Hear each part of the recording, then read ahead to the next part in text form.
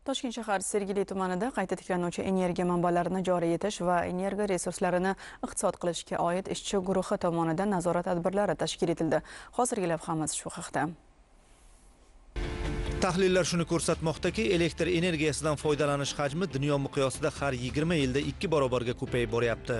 So'nggi yillarda kutilmagan iqlim o'zgarishlari oqibatida havoning qishda juda sovuq, yozda esa issiq bo'lishi ham elektr energiyasiga bo'lgan ehtiyojni keskin oshirmoqda. Demak, jahon talabiga mos ravishda O'zbekistonda ham ushbu masalaning yechimi bitta.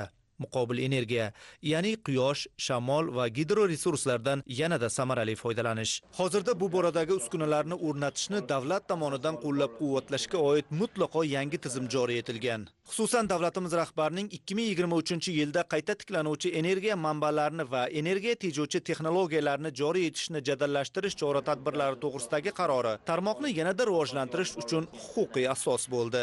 Ayni paytda tumanda tarmoqlarga energiya tejovchi uskunalar o'rnatish borasida ham qator chora-tadbirlar amalga oshirilmoqda. Xususan, tabiiy gazdan foydalanish 2 bosqichli tizimga o'tkazish bo'yicha jami 700 ta reduktor o'rnatib, 13 ta gaz taqsimlash punktlarini demontaj qilish rejasi belgilangan. Buning natijasida 20 ming metr kub tabiiy gaz iqtisod qilinishi ta'minlandi.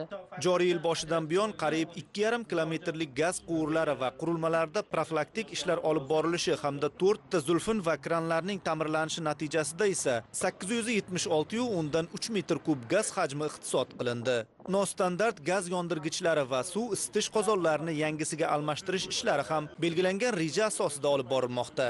Shu ishlar yuzasidan Xonobodtepa mahallasida 1-tor ko'chasidagi 120 ta xonadonimizda 2 bosqichli tizimga o'tkazish uchun reduktorlar qo'yib bo'lindi va o'rta bosimli gerpi demontaj qilib yechib olindi. Buning natijasida xonadonlarda gaz ta'minoti bir me'yorda beriladi.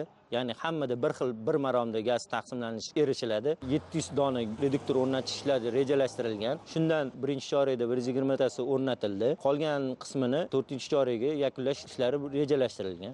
Maqsad yoqilg'i energiya resurslaridan oqilona foydalanish orqali iqtisod qilishdan iborat. Mirzaobod